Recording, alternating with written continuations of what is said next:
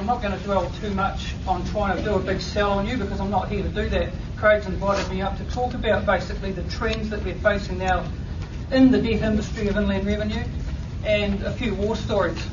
Now, the first question, as you can see, is who we are. Well, we're made up at the moment of three people. There's myself, who founded the company in 2009, and I run it from Wellington, so I sort of flick around the Wellington area. And we've got Fiona White, and she's the blonde one in there with the camera. she runs Auckland for us. Yep. And we've got a gentleman down in Christchurch, Anthony White, different spelling, and he takes care of the South Island for us. So that's who we're made up of. I've got 20 years of self-employed business experience, including 8 years of finance. I also had my own investment company, and unlike a lot of companies, I actually paid all my investors back. Made them a lot of money and paid them back everything. So I was quite happy. I also spent 4 years at the IRD, and I think that probably sums up the reason why Craig had whisked me up here to talk with you. I noticed Kat in the back there. Nice to see you again, Kat. Lovely. Okay, so what do? Well, we work in the client's best interest. That's what we're here to do. I've got to mention that because I was in the IRD, before I joined, they make you sign this disclosure and the section, which covers Section 81 of the Tax Administration Act. For those that don't know, that's the secrecy provisions of the Act. So if you think you're going to get any secrets out of me, that's not going to happen, because that, even though I've left, that still carries on. So it's not about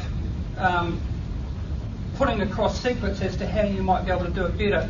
It's about just respecting the fact that there's knowledge there, and it's knowledge that you can't unlearn. You know, you've learned it, you can't unlearn it, but obviously, you know, you want to use it to the client's best interest that you can, and I think that you people would be no different. Okay, what do? Again, effectively we provide pain relief for people who have got tax arrears. We let them sleep at night. Now, I never thought, you know, you hear this bandied around a lot, but when I worked at IRD, I used to, instead of negotiating by letter, I used to try and ask for a meeting if I could possibly have it, because I like to talk to people and look into their eyes, because that's when you get the truth of somebody. Anybody can put stuff on a paper.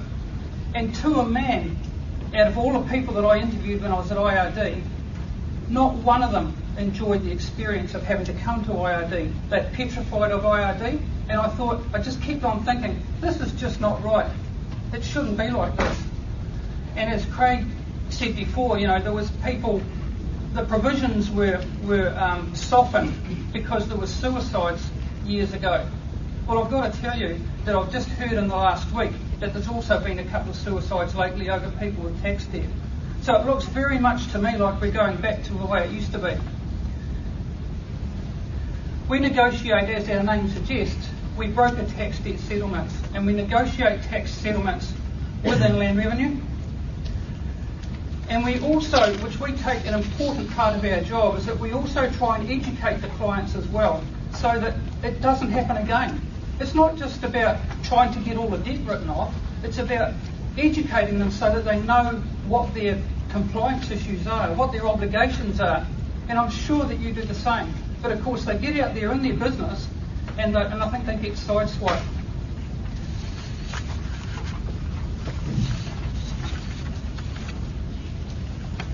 What I've just told you is all we do.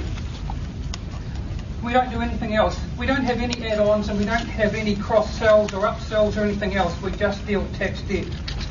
What we don't do, we don't act as tax agents, because that's what you do. We don't do that. People come to us and say, oh, will you do our returns? No, we won't.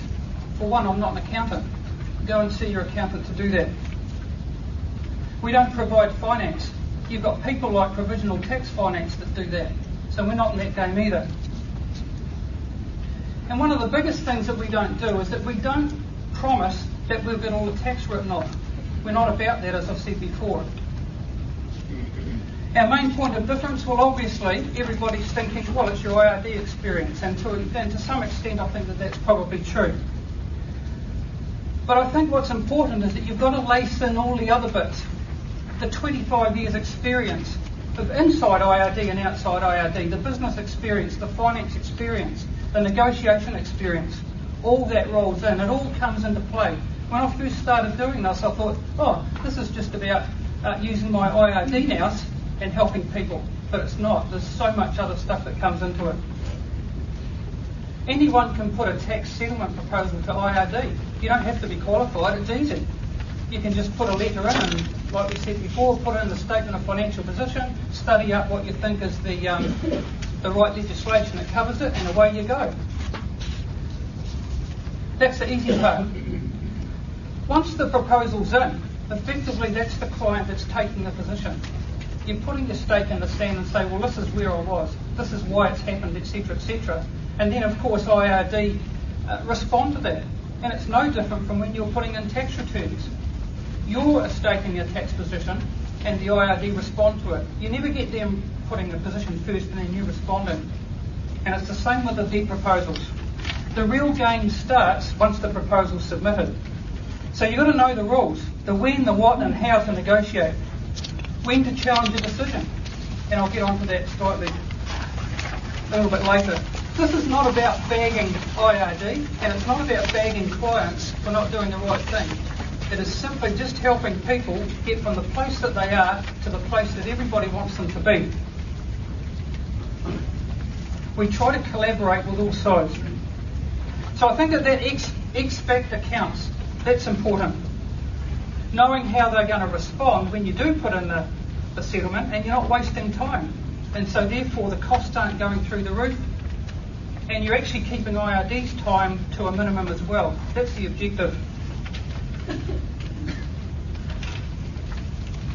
Now this is a roll so code. Right? Okay, this next part we get on about the current trends.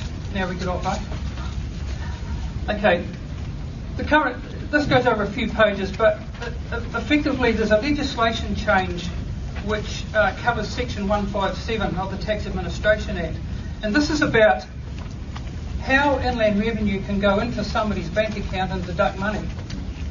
If your client has got money, one of the collection techniques that Inland Revenue can do is to go in there and take money out of an account. Now that's fine if the taxpayer who is carrying the tax debt has got a solo account with his name on it and there's 50 grand sitting there. There's nothing to stop IRD going in there and saying thank you very much, writing a note to the bank and then collecting that.